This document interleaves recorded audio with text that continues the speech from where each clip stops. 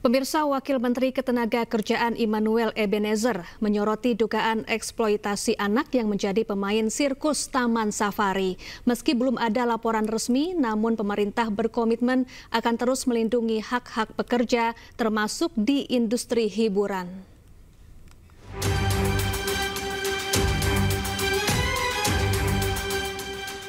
Wakil Menteri Ketenagakerjaan Immanuel Ebenezer menyoroti dugaan eksploitasi anak di Oriental Circus Indonesia. Ebenezer menegaskan anak-anak di bawah umur dilarang terlibat dalam aktivitas kerja, termasuk industri hiburan seperti sirkus.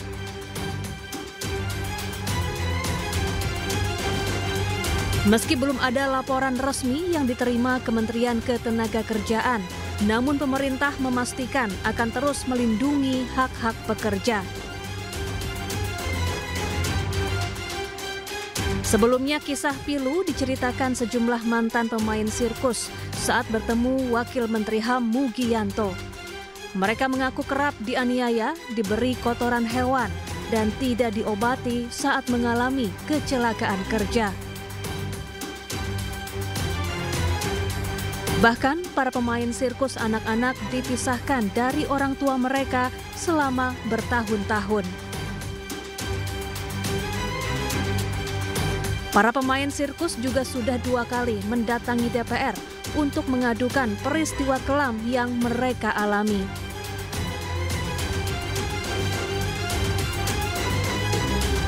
Ternyata di Taman Safari, saya lebih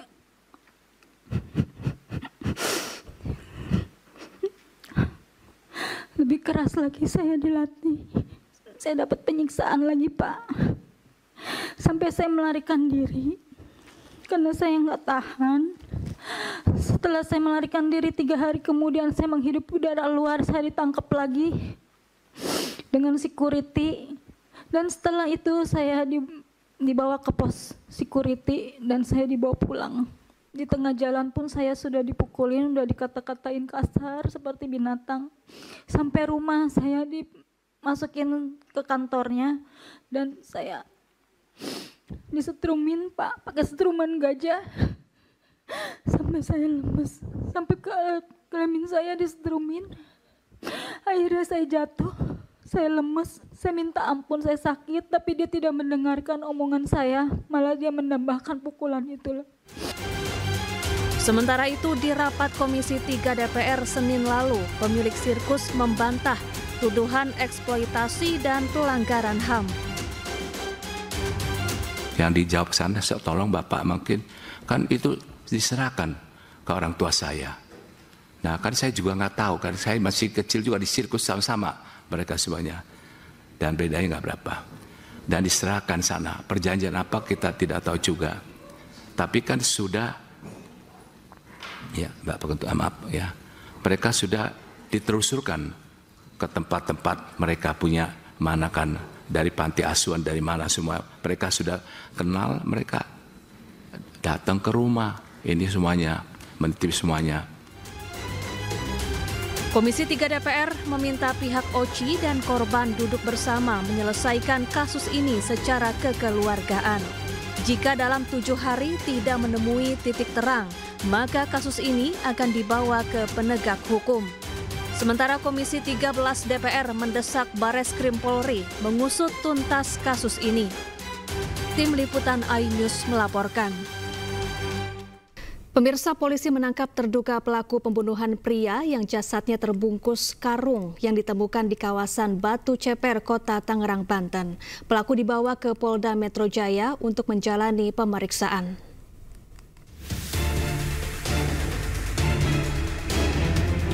Subdit Jatanras Ditreskrimum Polda Metro Jaya meringkus seorang pria terduga pelaku pembunuhan pria yang jasadnya terbungkus dalam karung. Pria ini ditangkap saat sedang tidur di sebuah rumah di kawasan Panunggangan Utara, Kota Tangerang, Banten. Pria berinisial N alias R dibawa polisi ke Polda Metro Jaya untuk menjalani pemeriksaan. Diduga motif pembunuhan karena ada masalah pekerjaan di tempat kerja.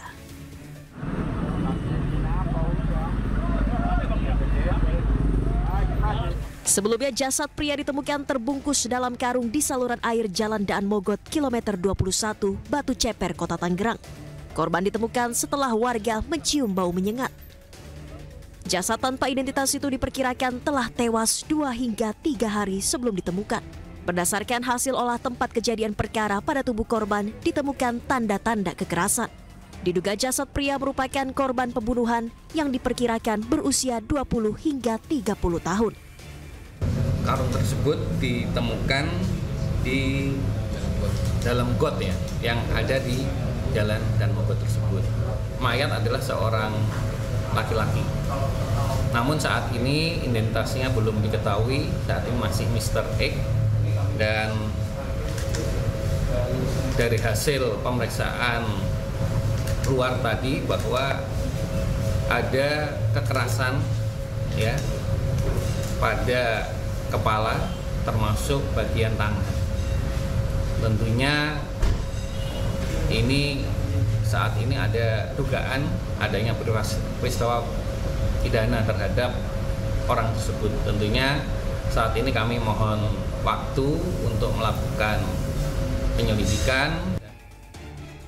Jasad pria tersebut telah dibawa ke RSUD Tangerang, Banten untuk diotopsi guna mengetahui penyebab pasti kematian.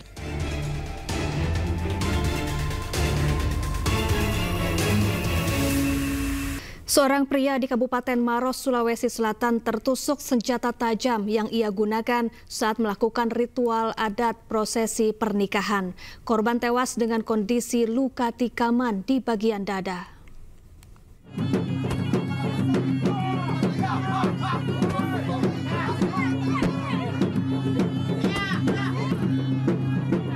Video amatir warga merekam detik-detik seorang pria tertusuk senjata tajam jenis badik saat melakukan ritual adat Angnaru di sebuah acara pesta pernikahan di Desa Bonto Matene, Kecamatan Mandai, Kabupaten Maros, Sulawesi Selatan.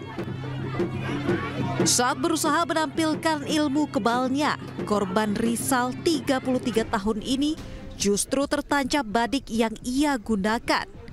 Kejadian ini sontak menghebohkan warga yang hadir dalam acara pernikahan tersebut. Meski korban sempat dilarikan ke rumah sakit dan mendapatkan penanganan medis, namun nyawanya tidak dapat diselamatkan. Tapi memang di sini setiap ada kegiatan pengantin pasti ya, tradisinya begitu Pak. Tradisi mengaruh ya. Iya, tapi tidak semuanya itu memakai badik, artinya menikam badang. Ya. Tidak semuanya, yang tahu saja. Ya, ini termasuk orang yang tahu, yang ahli ya. Adapun langkah-langkah yang kami laksanakan saat ini, kami sementara melaksanakan olah TKP. Kami berkoordinasi dengan Polres untuk mendatangkan Inavis beserta tiket serse untuk mengolah TKP, dan sekalian kami melakukan pengalangan kepada masyarakat supaya tidak terjadi kejadian serupa.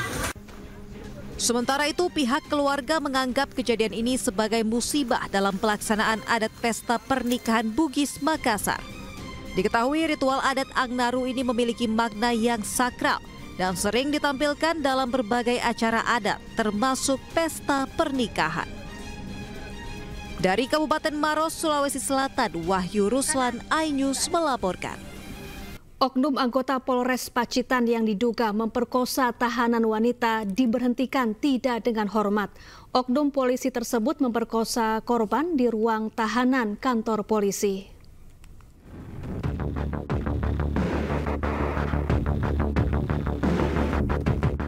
Bidang Propam Polda Jawa Timur akhirnya memutuskan pemberhentian tidak dengan hormat terhadap oknum polisi Polres Pacitan berinisial LC yang melakukan pemerkosaan terhadap tahanan wanita di Polres Pacitan. Diketahui aksi bejat oknum polisi tersebut dilakukan sejak bulan Maret hingga awal April. Aksi cabul ini dilakukan oleh oknum polisi sebanyak 4 kali di ruang berjemur tahanan wanita Polres Pacitan, Jawa Timur. Dalam sidang etik Polri ini, oknum polisi terbukti melakukan tindakan perbuatan tercela dan dijatuhi hukuman pemberhentian tidak dengan hormat atau dipecat. Peraturan Pemerintah Nomor 1 Tahun 2003 tentang pemberhentian anggota Kepolisian Negara Republik Indonesia. Kemudian pasal 5 ayat 1 huruf B, C, Peraturan Kepolisian Negara Republik Indonesia nomor 7 tahun 2022 tentang Kode Etik Profesi dan Komisi Kode Etik Polri. Usai menjalani hukuman kode etik profesi, kini LC oknum polisi cabul harus menghadapi ancaman pidana umum. Dari Surabaya, Jawa Timur, Rahmat Ilyasan, iNews melaporkan. Kita ke informasi lain, pemirsa. Sidang perdana gugatan ijazah dengan tergugat Joko Widodo digelar di Pengadilan Negeri Solo Kamis siang. Jokowi tidak bisa hadir dalam sidang lantaran menjadi utusan khusus Presiden Prabowo untuk melayat ke Vatikan atas meninggalnya Paus Fransiskus.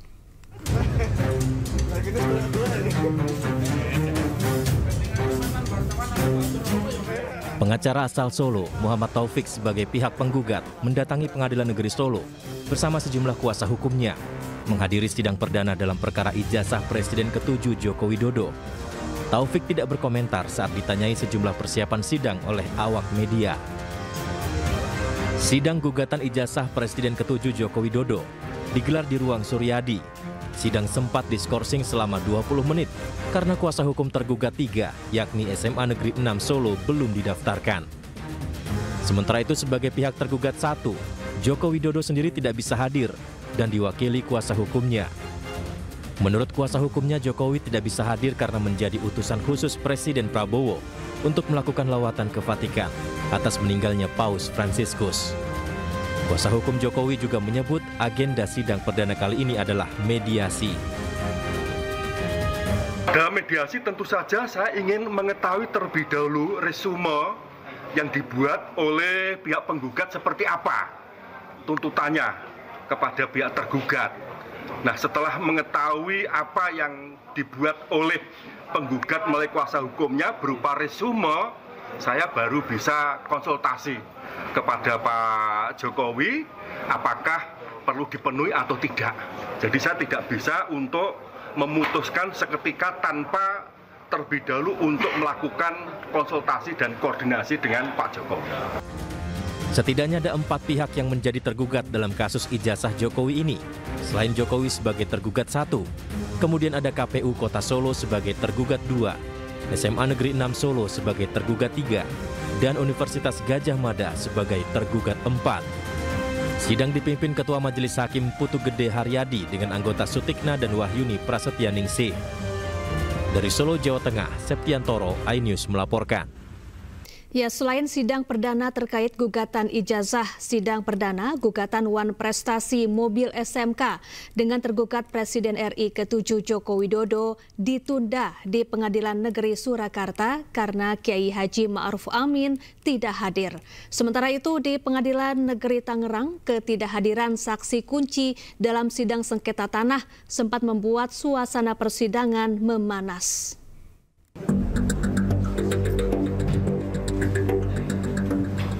Sidang gugatan Wan Prestasi terkait mobil SMK yang pernah digagas mantan Presiden Joko Widodo resmi ditunda.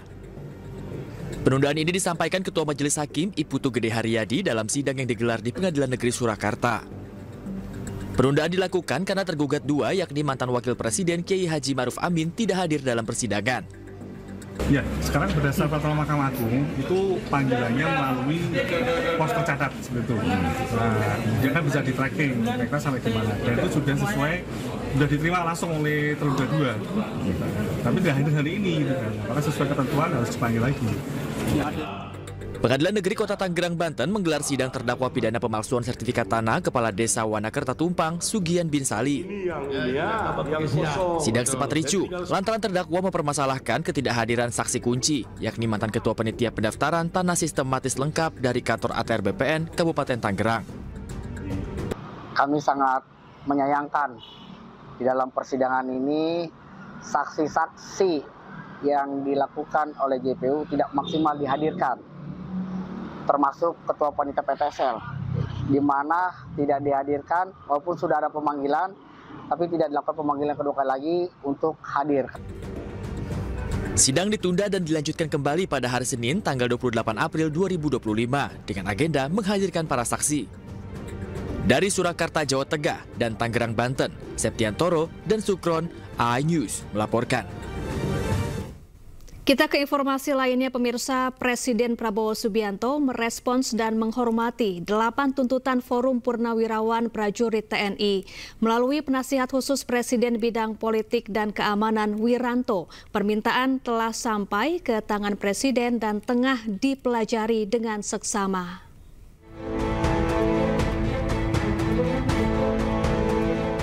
Respon ini disampaikan oleh penasihat khusus Presiden bidang politik dan keamanan Jenderal Purnawirawan Wiranto di Istana Negara Kamis sore. Forum Purnawirawan Prajurit TNI yang dipimpin para Jenderal Purnawirawan TNI ini menyampaikan pernyataan sikap berupa 8 tuntutan mulai dari kembali ke Undang-Undang Dasar 45 sebagai tata hukum politik pemerintahan. Kedua, mendukung Asta Cita atau program kerja Kabinet Merah Putih, kemudian mereshuffle Kabinet Merah Putih yang diduga terlibat korupsi, hingga mengevaluasi Wakil Presiden Gibran Rakabuming Raka. Presiden memang menghormati dan memahami ya pikiran-pikiran itu karena kita tahu beliau dan para purnawirawan satu alma mater ya, satu perjuangan, satu pengabdian, dan tentu punya sikap moral yang sama ya dengan jiwa sabta marga ya dan sebuah prajurit itu ya. Oleh karena itu beliau memahami itu. Namun tentunya Presiden sebagai kepala negara, kepala pemerintahan, Panglima tertinggi TNI tidak bisa serta-merta menjawab itu. Spontan menjawab tidak bisa, karena apa? Beberapa alasan ya. Yang pertama, kan beliau perlu mempelajari dulu ya isi dari statement itu, isi dari usulan-usulan itu. Dipelajari satu persatu karena itu masalah-masalah yang tidak ringan ya, masalah yang sangat fundamental ya. Pernyataan sikap 8 tuntutan Forum Purnawirawan Prajurit TNI ditandatangani oleh para mantan petinggi TNI mulai dari Jenderal Purnawirawan Fahrul Razi, Jenderal Purnawirawan Tiasno Sudarto, Laksamana TNI Purnawirawan Slamet Subianto, Marsekal TNI Purnawirawan Hanafi Asnan, dan mantan Wakil Presiden ke-6 RI Jenderal TNI Purnawirawan Trisutrisno. Tim Liputan iNews melaporkan. Masih di iNews Siang bersama saya Togi Sinaga. Pemirsa, penyanyi Windy Yunita Bestari Usman menangis usai diperiksa Komisi Pemberantasan Korupsi. Windy diperiksa sebagai saksi kasus tindak pidana pencucian uang yang menjerat mantan Sekretaris Mahkamah Agung Hasbi Hasan. Windy Yunita membantah pernah menerima uang atau barang titipan dari tersangka TPPU Hasbi Hasan. Artis jebolan ajang pencarian bakat ini mengaku dirinya hanya menjadi korban. Sebelumnya KPK sudah menetapkan Windy sebagai tersangka. Windy juga sudah dicegah bepergian ke luar negeri. Adapun kasus ini melibatkan mantan Sekretaris Mahkamah Agung Hasbi Hasan yang juga terjerat kasus suap pengurusan perkara koperasi simpan pinjam inti dana. Saya punya keluarga juga, saya punya kerjaan. Semoga orang-orang bisa dilembutkan hatinya dan di sini. Mudah-mudahan semua korban ya. Mohon doa aja ya. Mbak jadi korban. Semua korban, Mbak maksudnya korban atau korban aja. Ya, Mbak merasa Mbak korban dikasih. Mohon doa aja, semoga ada orang-orang yang punya hati ngeliat saya. Dan itu aja. Harus berapa dekat sih Mbak sama Pak Karena Hasan? Kalau dari saya pribadi, udah cukup menguras tenaga gitu. Saya punya keluarga juga, saya punya kerjaan yang rusak semua. Juga saya ingin punya masa depan gitu. Semoga aja nanti kasusnya bisa cepat beres. Udah capek banget. Kita ke informasi lainnya, pemirsa. Wakil Menteri Ketenagakerjaan Immanuel Ebenezer kembali melakukan sidak terhadap perusahaan yang menahan ijazah karyawan. Pemimpin perusahaan tak kunjung menemuinya. Immanuel pun kesal dan mengamuk. Saya dipaksa. Dipaksa kamu? Siapa yang paksa? Itu kurang ajar begitu ya, ngomong paksa. Sabar ya. Bilang maksa, sampai maksa kamu. Aduh, saya tadi tegang telepon. Kayak apaan aja kita. Kasih aja nomornya di sini, kita nggak maksa. Sekarang kita mau konfirmasi. Iya. Maksa kamu ngomongnya. Sama nih kayak Surabaya nih, konyolnya nih. Wakil Menteri Ketenagakerjaan Republik Indonesia Immanuel Ebenezer nampak kesal saat melakukan inspeksi mendadak di perusahaan Sanel Tour and Travel di Jalan Tuku Umar, Pekanbaru. Tidak ada pihak penanggung jawab perusahaan yang hadir menemuinya. Bahkan saat ia meminta untuk bertemu pimpinan perusahaan, karyawan pun tak menggubrisnya. Sidak yang digelar kemarin Rabu dilakukan menyusul adanya dugaan penahanan ijazah milik 12 mantan karyawannya. Tidak ini, tidak itu, tidak ini, tidak itu. Padahal kita institusi negara, nggak dihargai sama mereka.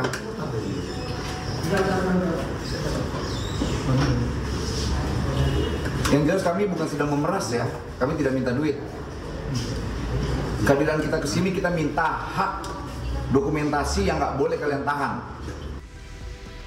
Terkait hal tersebut, Immanuel mendesak perusahaan jasa itu segera mengambilkan ijazah para mantan karyawannya.